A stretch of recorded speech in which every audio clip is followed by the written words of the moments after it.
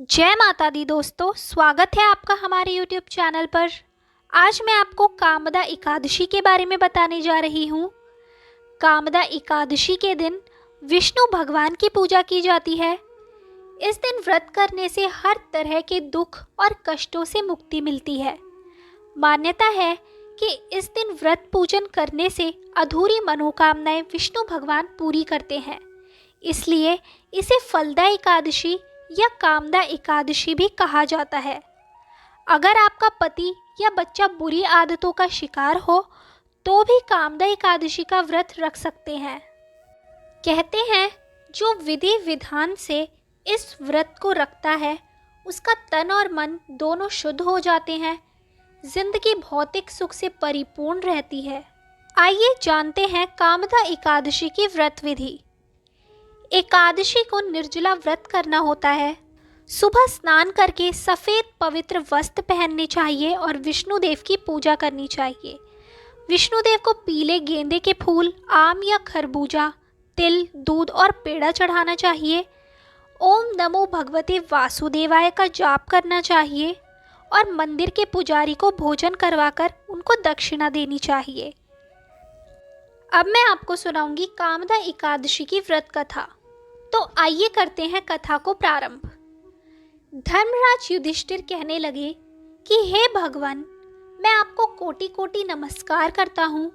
अब आप कृपा करके चैत्र शुक्ल एकादशी का महात्म्य कहिए। श्री कृष्ण कहने लगे कि हे धर्मराज, यही प्रश्न एक समय राजा दिलीप ने गुरु वशिष्ठ जी से किया था और जो समाधान उन्होंने किया वो मैं सब तुमसे कहता हूँ।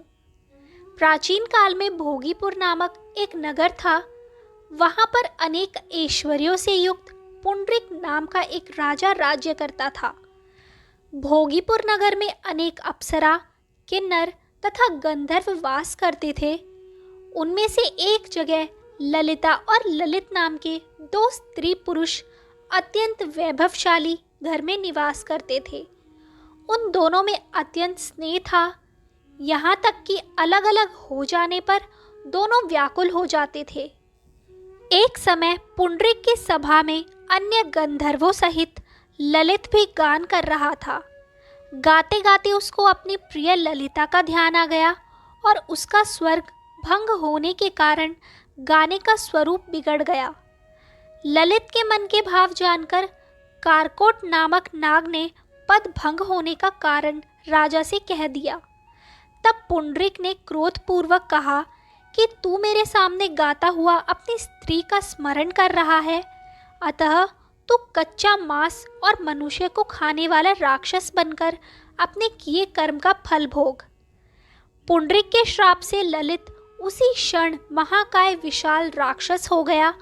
उसका मुख अत्यंत भयंकर, नेत्र सूर्य चंद्रमा की तरह प्रदीप्त तथा मुख से अग्नि निकलने लगी। उसकी नाक पर्वत की कंदरा के समान विशाल हो गई और गर्दन पर्वत के समान लगने लगी। सिर के बाल पर्वतों पर खड़े वृक्षों के समान लगने लगे तथा भुजाएं अत्यंत लंबी हो गई। कुल मिलाकर उसका शरीर 8 योजन के विस्तार में हो गया। इस प्रकार राक्षस होकर वह अनेक प्रकार के दुख भोगने लगा। जब उसकी प्रियतमा ललिता को यह वृतांत मालूम हुआ तो उसे अत्यंत खेद हुआ और वह अपने पति के उद्धार का यत्न सोचने लगी। वह राक्षस अनेक प्रकार के घोर दुख सहता हुआ घने वनों में रहने लगा। उसकी स्त्री उसके पीछे पीछे जाती और विलाप करती रहती। एक बार ललिता अपने पति के पीछे घूमती घूमती विंध्याचल पर्वत पर पहुंच गई, जहां पर श्रृंगी ऋषि का आश्रम था। ललिता शीघ्र ही श्रृंगी ऋषि के आश्रम में गई और वहां जाकर विनीत भाव से प्रार्थना करने लगी। उसे देखकर श्रृंगी ऋषि बोले कि हे सुभगे, तुम कौन हो और यहाँ किस लिए आई हो? ललिता बोली कि हे मुने, मेरा नाम ललिता है। मेरा पति राजा पुंडरीक के श्राप से विशालकाय राक्षस हो गया है। इसका मुझको महान दुख है। उसके उद्धार का कोई उपाय बतलाइए। श्रृंगी ऋषि बोले, हे गंधर्व कन्या, अब चैत्र शुक्ल एकादशी आने वाली है, जिसका नाम कामदा एकादशी है। इसका व्रत करने से मनुष्य के सब कार्य सिद्ध होते हैं। यदि तू कामदा एकादशी का व्रत कर उसके पुण्य का फल अपने पति को दे तो वह शीघ्र ही राक्षस योनि से मुक्त हो जाएगा और राजा का श्राप भी अवश्यमेव शांत हो जाएगा। मुनि के ऐसे वचन सुनकर ललिता ने चैत्र शुक्ल एकादशी आने पर उसका व्रत किया और द्वादशी को ब्राह्मणों के सामने अपने व्रत का फल अपने पति को देती हुई भगवान से इस प्रकार प्रार्थना करने लगी कि हे प्रभु, मैंने जो यह व्रत किया है इसका फल मेरे पतिदेव को प्राप्त हो जाए, जिससे वह राक्षस योनि से मुक्त हो जाए। एकादशी का फल देते ही उसका पति राक्षस योनि से मुक्त होकर अपने पुराने स्वरूप को प्राप्त हुआ। फिर अनेक सुंदर वस्त्राभूषणों से युक्त होकर ललिता के साथ विहार करने लगा। उसके पश्चात वे दोनों विमान में बैठकर स्वर्गलोक को चले गए। वशिष्ठ मुनि कहने लगे कि हे राजन, इस व्रत को विधि पूर्वक करने से समस्त पाप नाश हो जाते हैं तथा राक्षस आदि की योनि भी छूट जाती है। संसार में इसके बराबर कोई और दूसरा व्रत नहीं है।